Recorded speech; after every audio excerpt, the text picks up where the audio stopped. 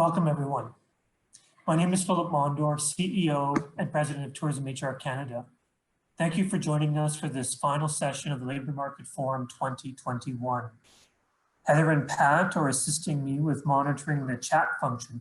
Please feel free to ask any questions or make any comments there as you like. And although I may not be able to get to all the questions by the end of the session today, we'll certainly include them in the follow-up with some answers. And the session is being recorded. It'll be available for your download later on.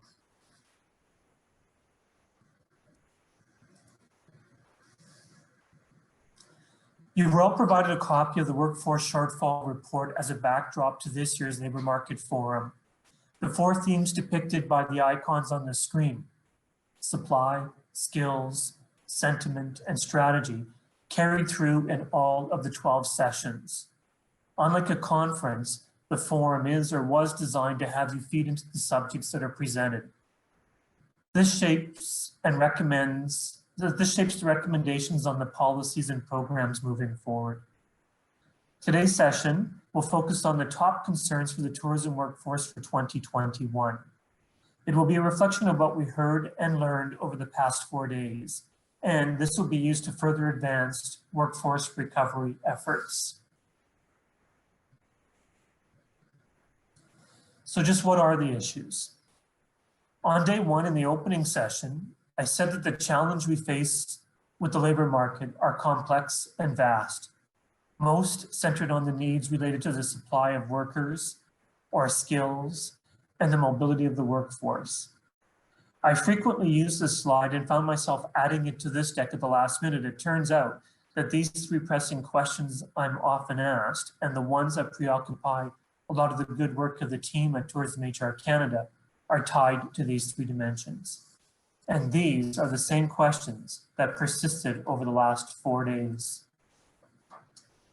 Let's look at the questions. In terms of supply, the burning question is, how can we be short of workers when businesses are closed or they're operating at a reduced capacity? Plus, we don't have international visitors at the moment. This doesn't seem to add up. It's paradoxical to what we think is happening. Another question we have concerns skills. It's quite simple. What skills are really needed for recovery? And indeed, on the third item related to mobility, really it's a bigger question. Just what is mobility and what are the issues associated with it?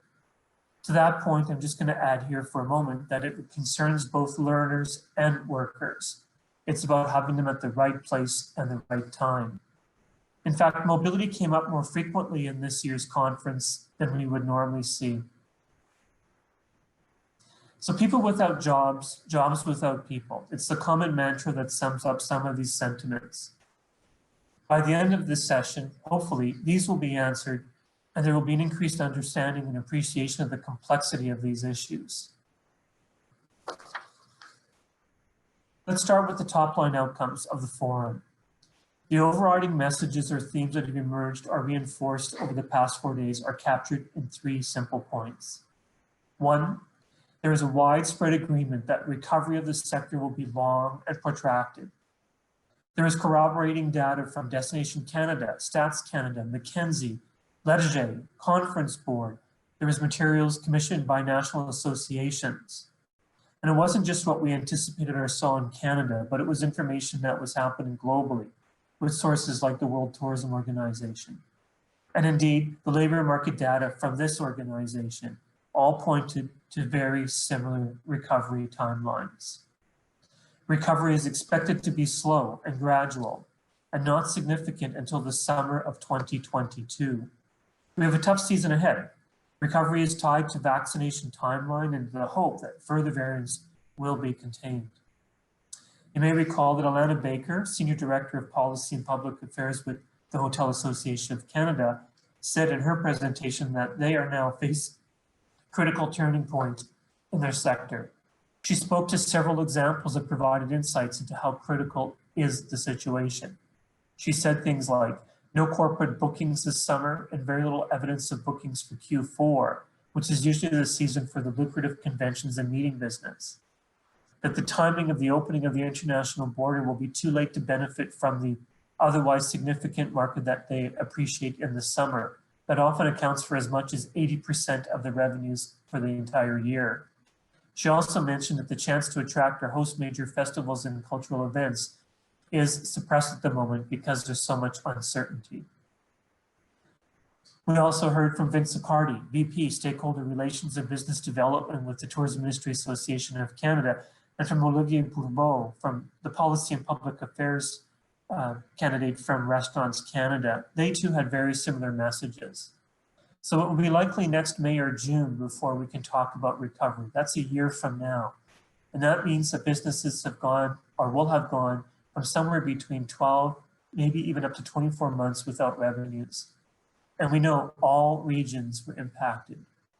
And to be very blunt, there are workers in every riding in Canada attached to this sector which have been impacted. The second key message that came out of this event has to do entirely with the employees. What about all the employees, the hundreds of thousands of jobs that are at risk? You saw the numbers in the shortfall report, and I won't repeat them, but please, if you've not read them, the report, it's worth going to. If you don't know about the number 882,000 or the point of double employment numbers, then that means you need to go back and check out their report. Bottom line, there are many jobs impacted, and many of those are the most vulnerable. In fact, there are still some 500,000 workers displaced from our sector, those that have not returned to employment since March or had employment but wasn't very long. And many of the workforce today is still underemployed or working many fewer hours. This is a key concern. And finally, the third main message that came out, and it came in many forms, was the understanding and appreciation that disruption of the tourism market will be long-term. And what's really concerning is how it will hamper recovery. So tying these two statements together, we can appreciate that the long-term labor market impacts are really what we're here for today. These three topics gained more profile and reflection in the shortfall report, so please look at it to see what's there. And by the way, the report, although it was comprehensive and did include feedback comments from a lot of different consultation and research activities, but we also learned in this conference or in this forum over the last 4 days is that more attention needs to be added to the report around students and the education system, around our damaged reputation or image, and finally the focus on Indigenous tourism and immigration. These are all points I will talk to as I provide the summary. Let's reflect for a moment, and I'm going to help set the context here by using this diagram. I don't know about you, but I am eager to get on the road, to start traveling, to get on a plane and to fly to a destination to meet with people. But this past year has been a very different journey. It's been a bumpy road.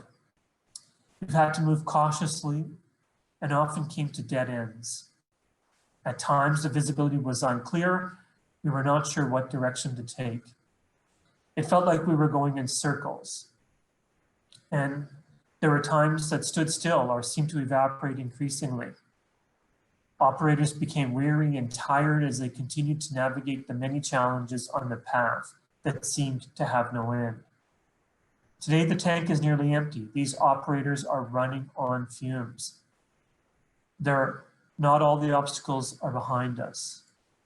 The closed borders are one of them, and along with vaccinations, also represent the hope that lies ahead. In fact, the road ahead looks clearer, and the hope that it will start to turn golden and the journey will get to our destination is now on the horizon. You know, like the chaos and confusion we see on this slide, we all know we're ready to move on. It's been a tough year navigating 2020. But enough with the road metaphor. Let's get into something that's a little more real. COVID has been devastating. Another word we heard is desperation. This is all about the people when we think of that word. Yesterday, we saw and heard what devastation looks like. The video from the Indigenous Tourism Association of Canada is one that everyone must watch and get others to do the same. Actually, I think that video was more than about devastation. It was tragic on many fronts. What was especially compelling and heartbreaking to me was how we heard the voices of many that lost hope, a loss of hope. I think most of us experienced those feelings in the past year, and I know many of you, as leaders of your organizations, have spent countless hours trying to help thousands of employers stay afloat. This was all about maintaining a sense of hope, but now we see this is slipping away too. Recovery will take all of us. It's more, and the ITAC session reminded me also of another very important message here. That is that we all have this responsibility to address these issues. It's not just ITAC trying to solve the needs of its members, the revival and restoration of the Indigenous tourism sector. It's a responsibility we all have. The same can be said of any other group or region. In this sense, we really are in this together, and it will take all of us to work hand in hand in collaboration, in concert to recover. Another sober point concerns the most important resource this industry has, its people. Employers are desperate to hold on to staff, to employ more people, but they simply can't afford to. And I won't say more on this for now. Some will follow later in this presentation. So where to from here? Well, we know the industry must stabilize. A lot of the messages we heard was the importance and the need for government support and how it's going to be required to help create the conditions that will enable businesses to stay afloat and to retain their valued workers. The relief programs have been very positive and very welcomed. But another message we heard from national groups and from others is that this will not be enough. The challenge, of course, is the extended timelines on our recovery. And so too, then, the extended timelines are needed on these programs. And businesses need some certainty, sooner, not later, so that they can sort out their business plans for the next 10 months or so. Without, businesses and employees, in fact, jobs, are at risk. You'll recall in the shortfall report this message, and it's a reminder that those workers, the owners, the operators, the people that make up this sector, many are from populations that are most vulnerable. Tourism has long been the shining light of the economy, the destination for opportunity for these people, a place for first jobbers and groups trying to get a foothold in the Canadian economy. This vulnerable group was really what makes up a lot of tourism itself. And without tourism being a safety net in the economy, many of these people are at peril. This is also why this report emphasizes the need to prioritize redeployment and reemployment, and how this is important to the economy overall, not just to tourism. Now, the report contained a lot of detailed information on each of the 4 categories that we've identified up front. I'm going to be brief here to reiterate just what some of those messages were, but I'm not going to get into the detail. But it's more for a reminder so that I can build on what we heard at this forum. Under supply, there were 6 key sub-strategies that we identified. On the strengthened worker retention strategies, we talked about the need for extending the Canadian wage subsidy program. We also talked about the need to assist with businesses with new employment and HR practices. On new programs to recall workers, there's a model being recommended on how we can redeploy or recall back furloughed workers, and a sense of urgency to do so. We also had in here implementing wage subsidy models for seasonal workers. This accounts for a good number of the workforce that is currently furloughed, ones that are really important to this industry and come with particular skills that will be hard to lose. Without them back in the workforce in the near future, we will lose the capacity. And this attributes to some of the bigger and more lucrative tourism operations. We also brought up as a sub-strategy implementing new immigration policies and strategies. And this included things like implementing a dedicated immigration pathway and adjusting various immigration policies that can benefit the sector in terms of making sure the workers are more commensurate with the demands. And some work's been done on that front, and we're glad to see that there might be further movement. We also included underneath this category prioritizing of the tourism sector towards a student work placement program. Hopefully we'll see some traction on a proposal there, and let me assure you that as soon as we learn whether we're going to benefit from accessing that program for this sector, we will let you know. On those last 2 points, they were highlighted frequently in this event. We heard from the academics, our educators, we heard from the conference board on these fronts. They lined up very neatly with recommendations the report had already reinforced. And finally, under supply, there was a focus in the report also on incentivizing both learner and worker mobility. These themes too factored in greatly, heard mostly from what we heard from our 2 speakers that were from the education sector. But what else did we hear? What came about in the last 4 days that build on these themes? First, we understood, and we were told frequently, that the priority in terms of the supply of workers have to do with 2 primary groups, New Canadians and the Indigenous peoples. These 2 groups represent not only large priorities for us, but they are the most important to focus on because of the supply and really because they are available to us across Canada. But much more work is needed. We also know that the supply we've relied on historically, youth in particular, is dwindling. And sorry, my slide is incorrect there. It should say youth underneath that dwindling supply. And youth are dwindling because of demographics. It's just an aging population. And we heard again that the international students were a shrinking population. Ian Reeve, Associate Director of Research on Immigration at the Conference Board, presented information on the impact of immigration to our workforce, particularly to industries that have a higher percentage of immigrants as employment. That included this sector. And immigrants have and will continue to be disproportionately impacted by the ongoing economic recession. He went on to say, however, that government targets for immigration levels are positive and can be an opportunity for us. And it will mean that there are closer links to the types of skills and jobs that the sector will need to fill. He also went on to say that it will mean that programs are needed to help newcomers overcome barriers, much like what you heard in the presentation run by Olu and Jasmine on the Destination Employment Program that we were doing in collaboration with the Hotel Association of Canada. So this speaks to some work on policy changes that are needed and some that are already underway, with a focus on bringing in more immigrants with what was referred to as lower social capital.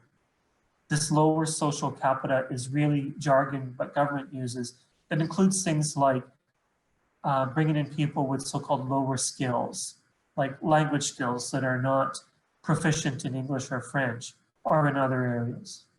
And there's also an increased focus on increasing Francophone immigration in all regions of Canada. So there are opportunities there, but not without work.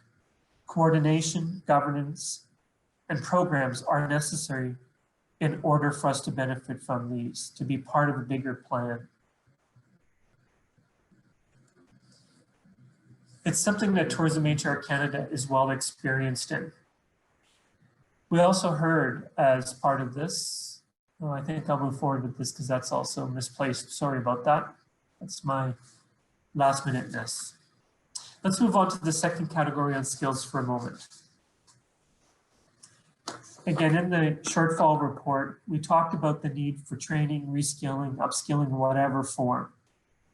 And that expansion on training is something that is really a high priority for us. The reason for training, of course, is multifaceted. It really is about keeping people attracted to this sector, but skilling them in a way that's also necessary for recovery. So the strategies included things like expanding the online learning, increasing a focus on the urgency implementation of what we call here the new workforce management engine. You may have saw a small glimpse of that in the presentation I did on digitalization and the use of technology, where we were beginning to map what future skills look like, all part of our future skills framework, a subject you'll see more in the next few months. But capitalizing on that framework is really about making sure the industry has the tools to help arm the industry with the skills required.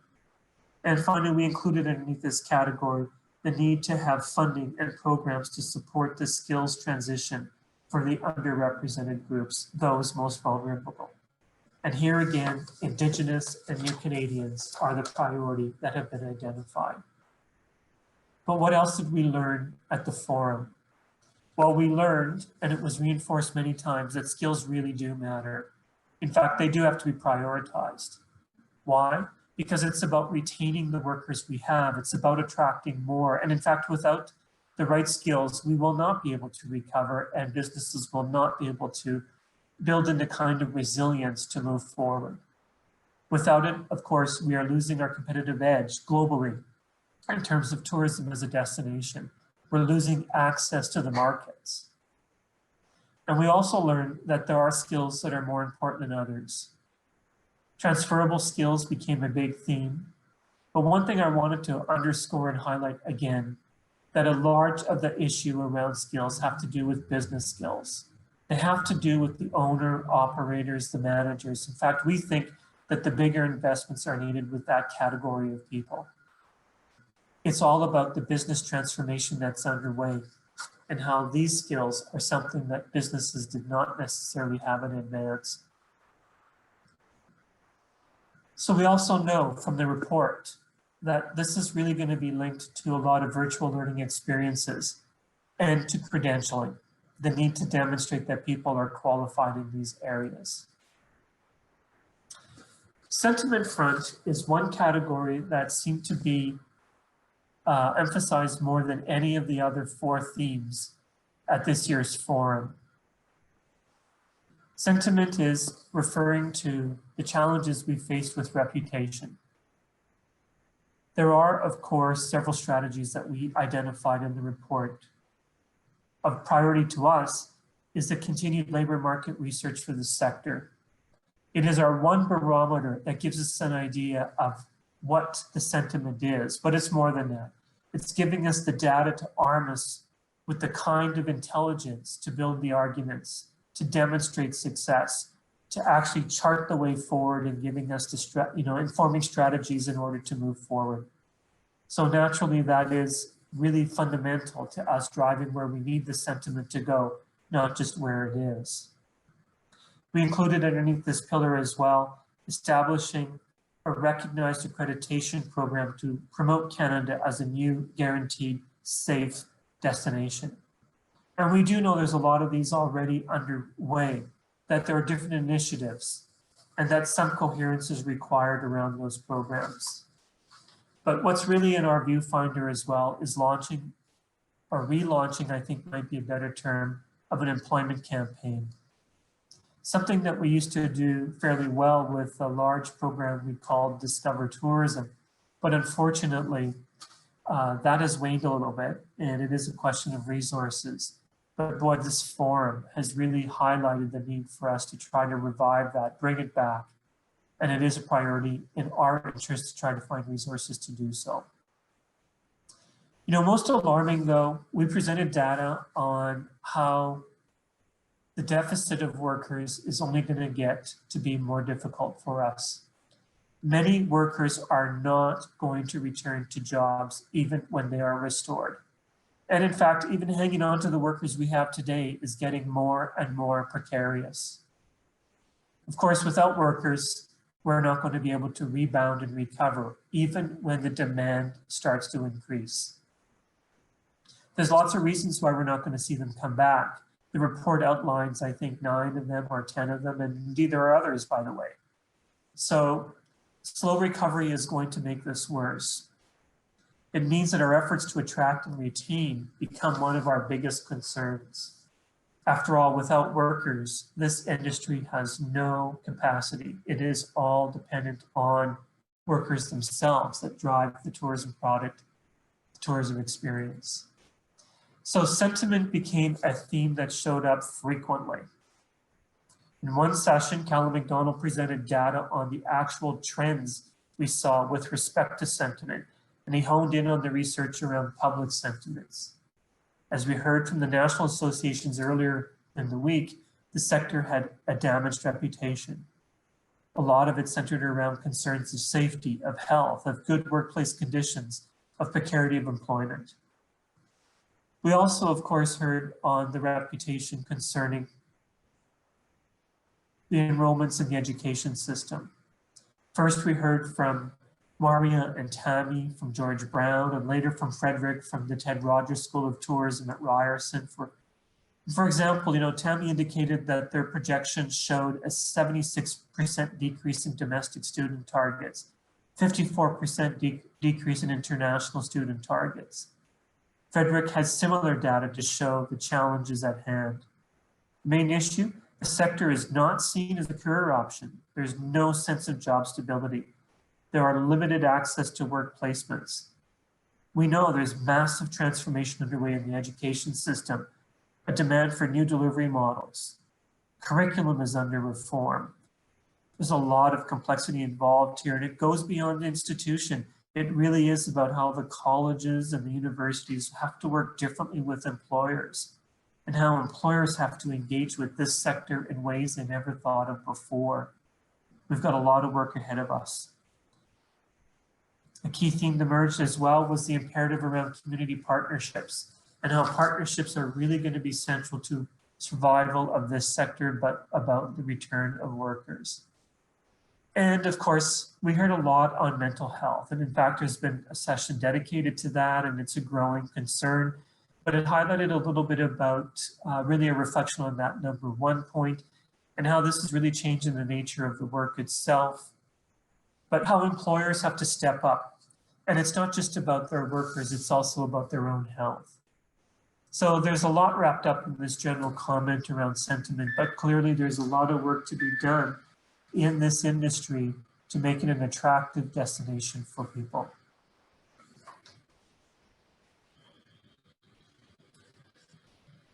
In terms of strategy, the last of the 4 pillars, there are 2 main topics we included here, and they're broad topics. One is a strong recommendation that we develop a pan-Canadian tourism workforce strategy. I got to tell you, in this past week, we've learned about more of these efforts being undertaken. We see examples in different regions in Canada or in municipalities even. But there is a lack of coherence. There isn't a national strategy per se. I would suggest that there is a need for us to focus on that more collectively. And we are going to be mounting a national workforce recovery panel. Of course, that might be apparent why we're doing that. It's really to help us work through this large agenda we see around dealing with labor market reform. So just to reinforce a few things that came up at the forum.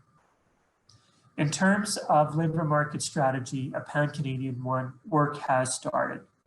We've been learning more about various labor market studies or plans that are underway or in play, and yet there are still lots of corners of Canada where there are pockets of no activity. We know that we can facilitate the number of those discussions and try to bring a little more coherence to these activities.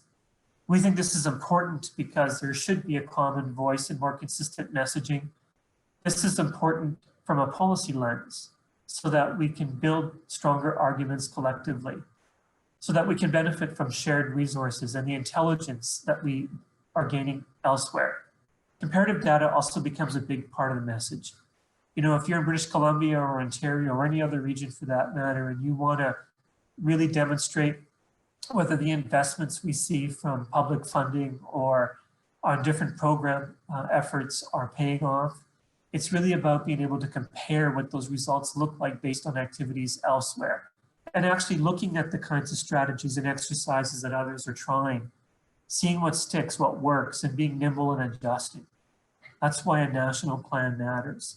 Now, there could be regional differences, and there probably should be, but a more concerted effort to collaborate, to share, to benefit from those experiences matter. That's what we mean by national strategy. And of course, a concerning matter here has to do with government-funded initiatives to help train workers for this sector.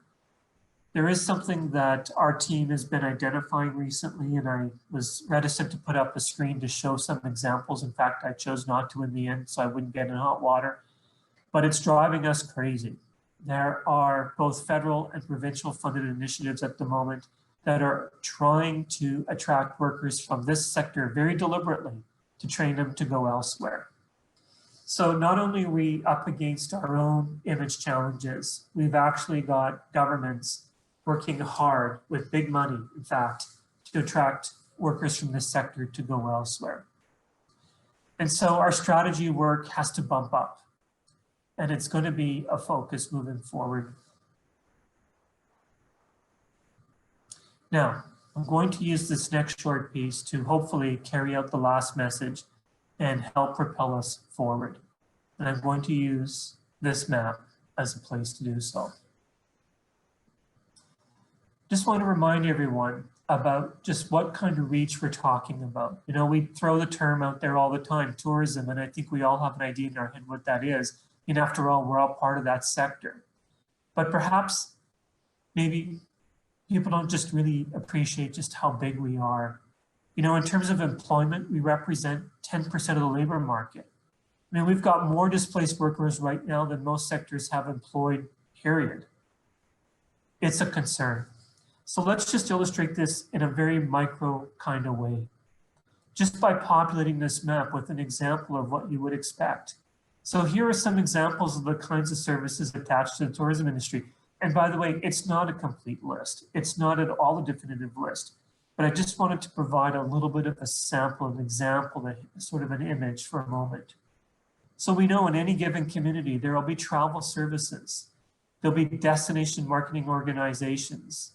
There's going to be a larger proportion of hotels, convention centers, and venues where people can be. Restaurants being a major player as well. There'll be some retail outlets that benefit from tourism itself. Of course, there's going to be transportation companies, taxis, limousines, tour guiding operations. And people come, of course, for concerts, for museums, for guided tours. And look, I'm just using a little sample of a tiny map in some urban setting. But this is magnified and amplified when you think about it at a regional level, at a provincial level, and indeed at a national level, and way beyond urban settings. Just look at this map alone and the number of groups within this small little territory. And this is not an unrealistic number of operations you can anticipate from these services alone. And by the way, there's all kinds of supporting services, the education and college system, the immigrant serving agencies, our network of the tourism organizations across Canada that help with labor market issues. And indeed, there's also government services. And so there are many different players, and this is just a sampling of them. Look at this map, it just lights up. It shows you just how central tourism is to the economy. It's really at the heart of the economy. What happens when it's taken away? You know, I like Destination Canada's campaign about, that shows Canada in the shape of a heart, because I think it's indicative of what we can expect. Tourism really is the heart of the community. Tourism is synonymous with Canadian identity. Tourism is how we showcase our culture. It's fundamental to reclamation and the preservation of things like Francophone heritage. Tourism, as we know it, is part of every community. It's part of every riding. And as I say in the last statement of the shortfall report, the deterioration of the sector has both short and long-term economic and social and political consequences. Tourism is all about people. Its workforce is what defines tourism. It is what brings it to life and enables it to thrive. A critical shortage of skilled labor hampers growth and recovery and contributes to higher operating costs and reduced profits. Without workers, businesses are foregoing investments, they're losing their ability to compete, staff are burning out, and ultimately we are turning away customers and we're making them angry. This is not what we want tourism to be. Not only will recovery be hampered, Canada will not be able to compete globally for its share of the tourism market, and thousands of communities will languish in depressed economies, and some of the most vulnerable Canadians will be in even greater precarious situations with increased obsolescence of their skills, and they'll have fewer opportunities for employment. That is why we need to focus on employment in a sector, and sorry, the workers in this sector. My final message, often labor is just not at the policy table. And often tourism itself is not taken seriously when we talk about workers or good employment prospects. This problem does not solve itself. This needs to change, and it takes all of us. So I want to thank you all for what you've contributed to helping us look at this very challenging file. As we move forward, we're going to take what you've told us, what we've learned from our research. We're going to continue to expand on that strategy document you've been supplied. And we're going to work very hard on your behalf and with you to try and tackle this challenge we have ahead of us. And I cannot stress enough how time is of utmost concern. There is urgency. On behalf of Tourism HR Canada's Board of Directors, I want to thank you for your focus and time on workforce matters and for joining us at this year's Labour Market Forum. And thank you to many others that were integral to this event. Thank you to the Government of Canada, first and foremost. The continued support and funding is what makes all this possible. And thank you to the guest speakers that brought timely, insightful, and stimulating information. Thank you to Taya. They were our forum virtual conference team, and without them, we would have not been able to pull this off. And to my solid and talented team at Tourism HR Canada, they are the ones that seamlessly make events like this look easy. It's unfair to mention only a few that were involved in some way, but a brief shout out to the team that you would have met virtually in this event, to Jasmine and Olu and Callum, who were all speakers, to Heather and John and Pat, who facilitated communications on the chat functions. And the one that was least visible but held it together for all of us was Pat, our fearless project manager. We hope to see you next year, but we're not waiting until then to engage you further in these discussions. Watch for emails and follow the newsletters. This work will evolve. Thank you.